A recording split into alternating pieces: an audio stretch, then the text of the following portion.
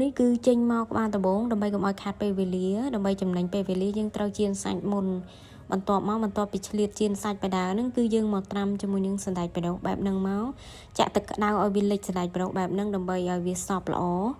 បន្ទាប់ពីយើងចាក់ទឹកក្តៅហើយគឺយើងទុកប្រហែលជា2នាទីឃើញថាសណ្តែកគឺទុនសព្វគ្នាល្អហើយក៏បានស្រង់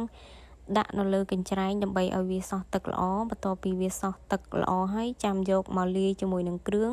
ដែលយើងបានបុកទុកហើយហ្នឹងណាពីដាក់គ្រឿងហើយក៏ដាក់បន្ថែមជាមួយនឹងទឹកក្រូចឆ្មាហើយទឹកក្រូចឆ្មាហ្នឹងគឺយើងដាក់វាល្មមសិនបានហើយដើម្បីភ្លក់ទៅកុំឲ្យវាជូរខ្លាំងពេក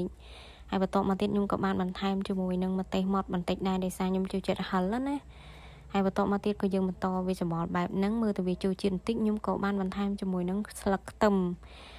ដើម្បីឲ្យវាឈ្ងុយហើយក៏ដើម្បីជាសោភ័ណភាពដើម្បីឲ្យឃើញមុខម្ហូបហ្នឹងវាកាន់តែមានសម្រស់ស្រស់ស្អាតសម្រាប់គ្រឿងវិញគឺអត់លំបាកនៃការលាយទេគឺយើងបុកខ្ទឹមជាមួយនឹងម្ទេសប៊ីចេងស្ករបុកវាឲ្យម៉ត់ឲ្យហើយស្រេចទៅហើយបន្ទាប់ពីបុកឲ្យវាម៉ត់ហើយស្រេចហើយក៏យើងដាក់ជាមួយនឹងអំបិលបន្តិចដែរបន្ទាប់ពីដាក់អំបិលហើយគឺបងប្អូនអាចភ្លក់តាមចំណង់ចំណូលចិត្តហើយក៏លួចជាមួយនឹងទឹកត្រីបន្តិចក៏បានដែរព្រោះអីគឺវារៀងស៊ីប្រៃបន្តិចព្រោះបើខ្ញុំវិញខ្ញុំជួយចិត្តប្រៃផ្អែមហឹរជូរដើម្បីស្ទាប់ជាមួយនឹងសាច់ទៅគឺវារសជាតិល្មមជាមួយសាច់ដែលខ្ញុំបានប្រឡាក់យករាងសាបន្តិច